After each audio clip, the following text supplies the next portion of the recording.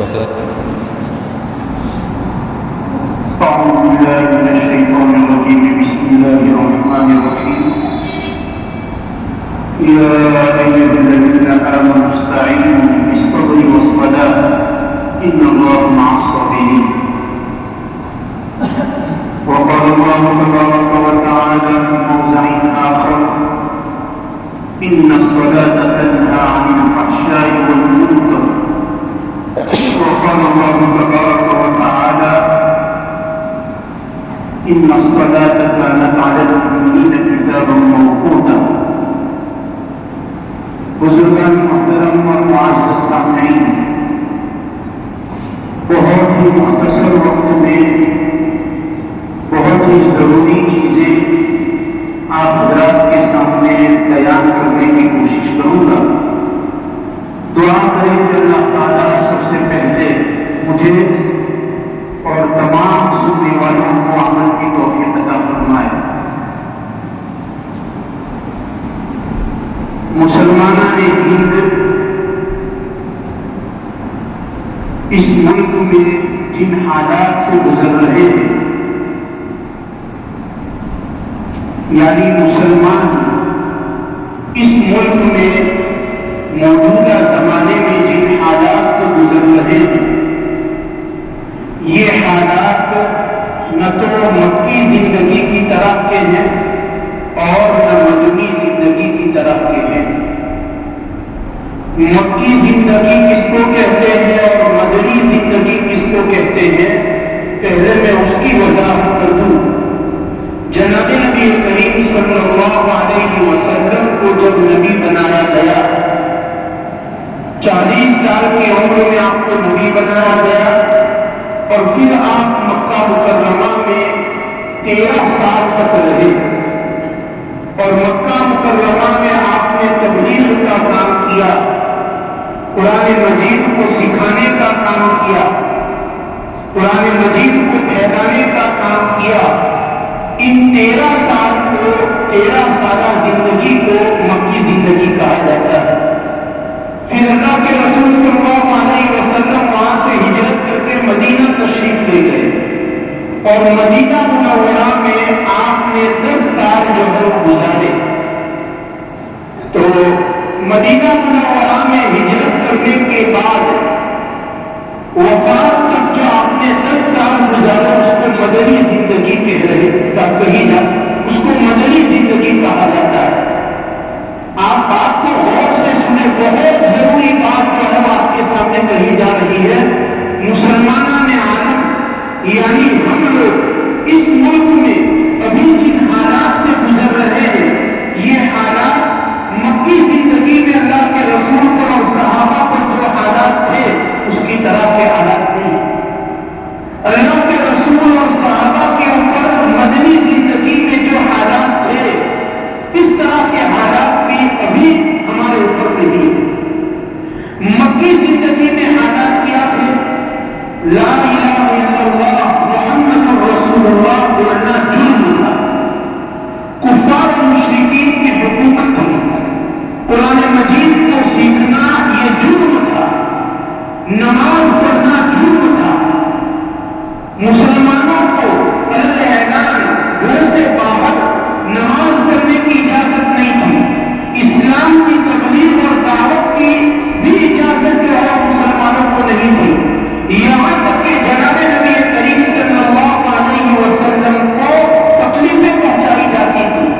آپ کو تبلیغ کا کام کرنے سے روکا جاتا تھا، آپ کو نماز پڑھنے سے روکا جاتا تھا، صحابہ کو نماز پڑھنے سے روکا جاتا تھا اور کلمہ کہنے سے روکا جاتا تھا.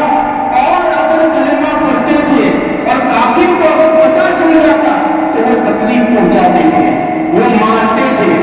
حضرت بلال حبشی رضی اللہ تعالیٰ عنہ، حضرت عمار بن یاسر، ان کے والد یاسر اور ان کی والدہ سمیہ کے واقعات آپ نے سنے ہوں گے بیانوں میں، کہ جب بھی وہ لا الہ الا اللہ کا کلمہ پڑھتے تھے تو کفار اور مشرکین جو اللہ کو نہیں مانتے تھے وہ ان کو مارتے تھے، گرم مٹی کے اوپر گرم زمین کے اوپر ان کو گھسیٹتے تھے.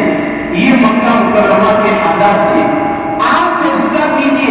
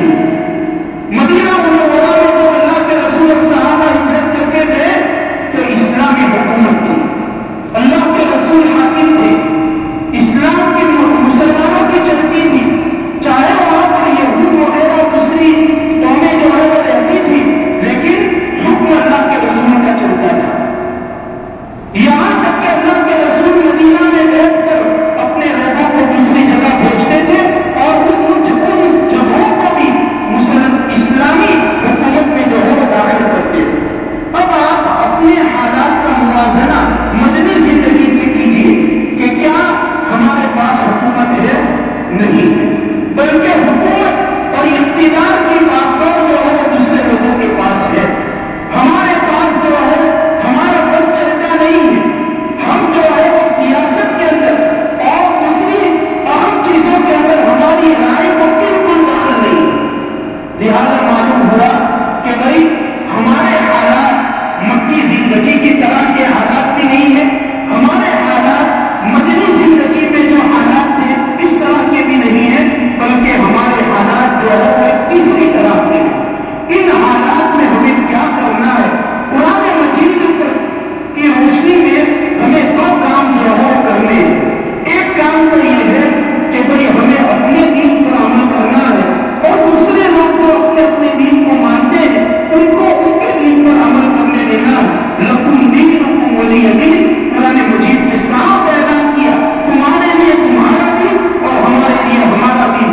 ہم اپنے دین کے اوپر جو ہے مضبوطی کے ساتھ عمل کریں، دوسروں کو ان کے دین پر عمل کرنے سے جو ہے ہمیں نہیں روکنا ہے، اس لیے کہ وہ ہمیں اپنے دین پر عمل کرنے سے نہیں روکتے. لکم دینکم ولی دین، ہماری عبادت ہماری ہوگی، ان کی عبادت ان کی ہوگی، ہمارا دین ہمارا ہوگا، ان کا دین ان کا ہوگا. یہ ایک کام کو کرنا ہے. اور دوسرا کام یہ کرنا ہے کہ جن شریعت کے احکامات کے اوپر ہم آسانی عمل کر سکتے ہیں ان شریعت کے احکامات کے اوپر ہم پورا عمل کریں. سچے پکے مسلمان بن جائے، سچے پکے مومن بن جائے. جن کاموں کو کرنے سے حکومتیں ہم کو روکتی ہے اس میں تو ہم مجبور ہیں. جن کاموں کے کرنے سے حکومت ہم کو روکتی ہے اس میں تو ہم مجبور ہیں. امید ہے کہ اللہ تعالیٰ اس کام کے نہ کرنے کی بنیاد پر ہمیں معاف کر دے گا. لیکن جن کاموں کے کرنے سے حکومت ہمیں روکتی نہیں ہے، حتی المقدور اپنی طاقت کے مطابق اس حکم کے اوپر، شریعت کے اس کام کے اوپر ہمیں عمل کرنا پڑے گا. شریعت نے بھی بڑی اجازت دی ہوئی ہے. جس کے اوپر جو مالدار نہیں ہے زکات اس پر فرض نہیں ہے. جو آدمی کھڑے ہو کر نماز نہیں پڑھ سکتا وہ بیٹھ کر نماز پڑھے. بیمار آدمی ہے مسجد نہیں آ سکتا گھر پر نماز پڑھے. شریعت نے بھی بہت ساری سہولتیں دے رکھی ہے. اس سے معلوم ہوا کہ جن احکامات پر ہم عمل کر سکتے ہیں حتی المقدور اپنی طاقت کے مطابق پابندی کے ساتھ اپنی ذمہ داری سمجھتے ہوئے ان احکامات پر عمل کرے.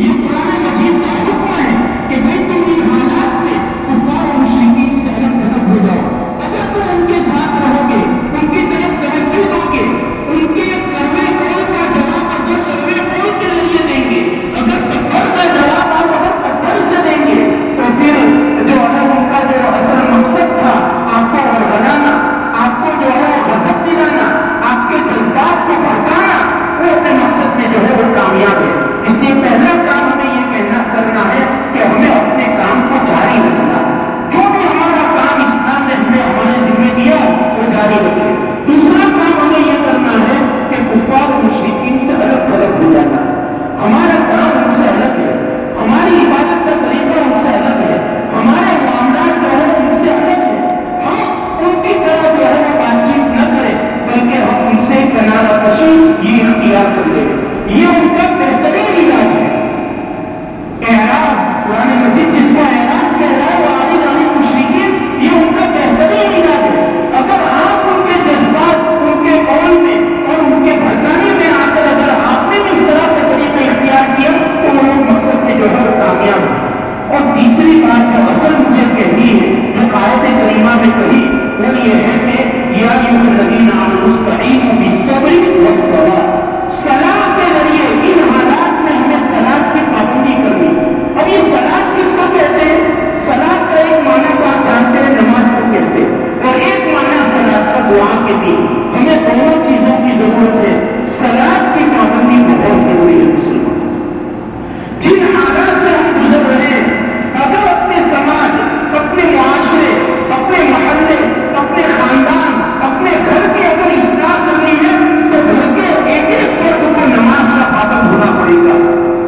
نماز کوئی مستحب نہیں ہے, کوئی پسندیدہ عمل نہیں ہے, فرض ہے فرض. جس طرح آپ کھانا اپنے لیے ضروری سمجھتے ہیں, جس طرح کپڑا پہننا آپ اپنے لیے ضروری سمجھتے ہیں, نماز پڑھنا فرض عین ہے. قیامت کے دن سب سے پہلے اگر کوئی سوال کیا جائے گا وہ نماز کے بارے میں سوال کیا جائے گا. ان الصلاۃ کانت علی المؤمنین کتابا موقوتا. آپ اپنے ہاتھ پر, اپنے دل پر ہاتھ رکھ کے اپنا محاسبہ کیجیے, ابھی کیجیے کہ اتنے سارا مجمع بیٹھا ہوا ہے, کس نے فجر کی نماز پڑھی, کس نے عشاء کی نماز پڑھی. فجر سے پہلے کی دو رکعت سنت مؤکدہ ہے, سنت مؤکدہ. جناب نبی کریم صلی اللہ علیہ وسلم نے حدیث پاک میں کہا, ہمارا ایمان ہے کہ اللہ کے رسول ہمارے نبی ہیں, ہم ان کی باتوں کو مانتے ہیں, اور اللہ کے رسول کی گستاخی کرتے ہیں تو ہمارے اپنے غصہ آ جاتا ہے, ہمارے بدن کے رونگٹے کھڑے ہو جاتے ہیں. اللہ کے رسول نے فرمایا فجر کی فرض نماز سے پہلے دو رکعت سنت مؤکدہ ہے اور دنیا و ما فیہا سے بہتر ہے. لیکن محاسبہ کریں کہ ہم میں سے کتنے لوگوں نے آج فجر کی فرض نماز پڑھی, کتنے لوگوں نے فجر سے پہلے کی فرض نماز دو رکعت جو ہے وہ سنت پڑھی. روزانہ ظہر کی نماز ہم کتنی پڑھتے ہیں؟ العیاذ باللہ. الامان والحفیظ. مسلمان حالات پر رونا روتے ہیں. لگے گا آپ کو کہ یہ کڑوی بات ہے, لیکن حقیقی بات ہے. مسلمان حالات پر رونا روتے ہیں کہ ہمارے اوپر بڑا حالات آ رہے ہیں, ہمارے علم میں تنگی ہے, ہمارے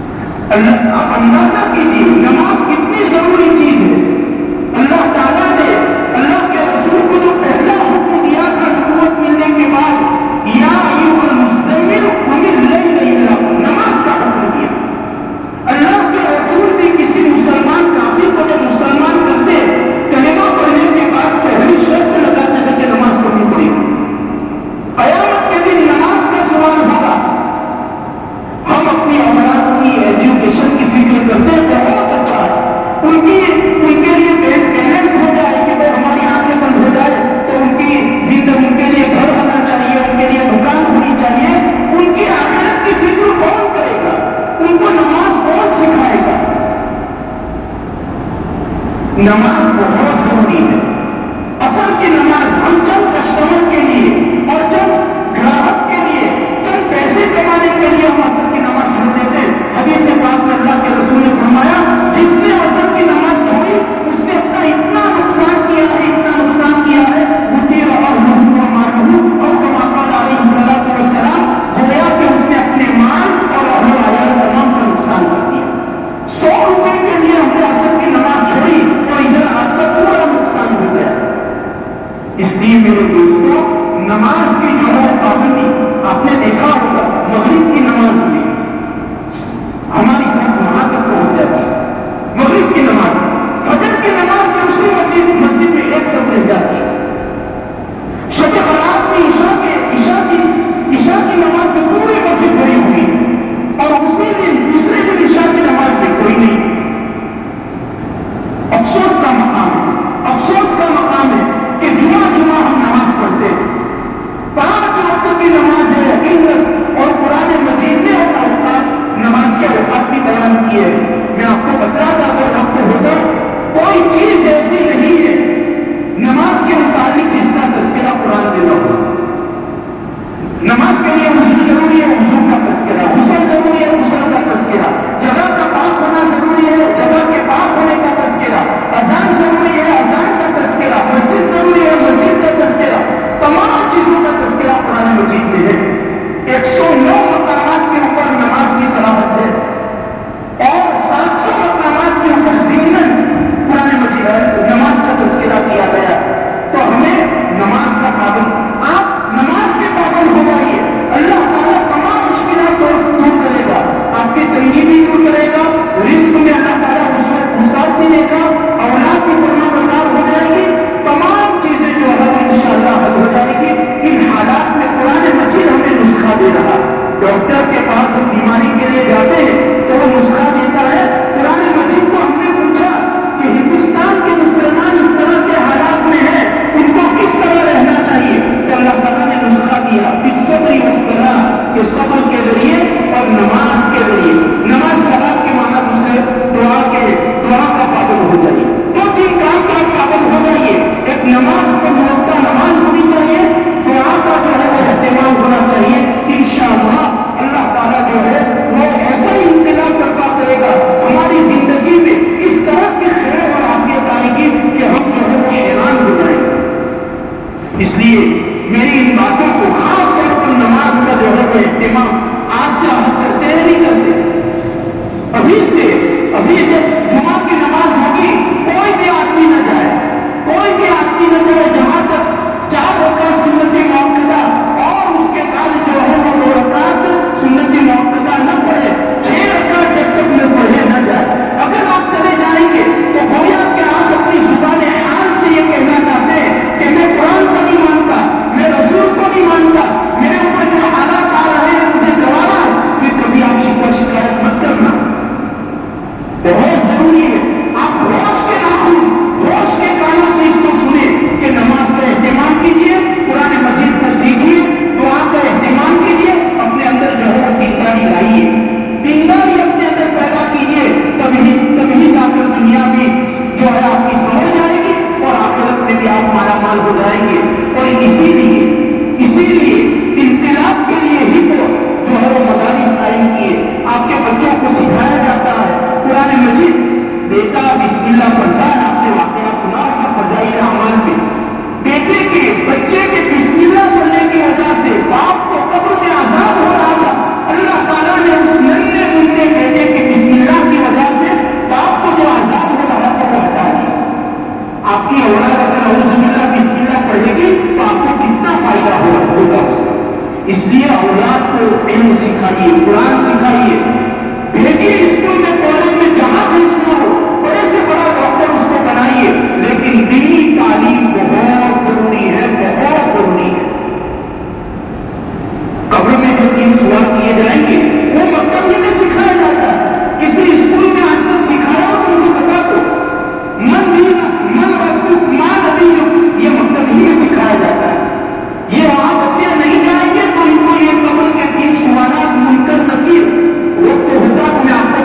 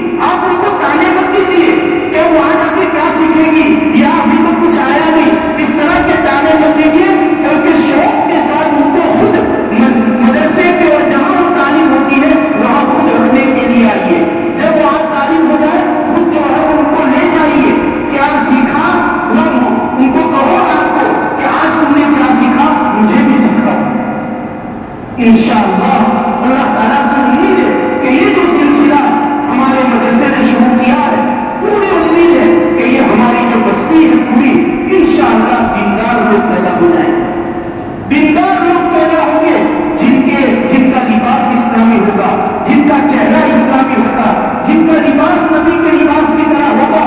انشاءاللہ اس بستی سے علماء اور حفاظ کی ایک جماعت نکلے گی۔ آپ جو ہے اپنے اولاد کو اور اپنے گھر والوں اور بچوں کو اس تعلیم کی ترغیب دیجیے، ان کو شوق دلائیے، ان کو کہیے کہ جو اللہ تعالیٰ نے وقت دیا ہے تو وہاں چلے جاؤ، گھر کے جو کام کاج ہے وہ میں کر لوں گا یا بعد میں کر لوں گا، یہ تمام چیزیں ان کو کہیے تو ان کو بھی شوق ہوگا۔ اگر انہوں نے کچھ سیکھا اور آپ کی اولاد کو نفع ہوا تو آپ کو بھی ثواب ملے گا۔ اللہ کا امید ہے کہ اللہ تعالیٰ جو ہے مجھے بھی سب سے پہلے عمل کی توفیق عطا فرمائے، تمام سامعین کو عمل کی توفیق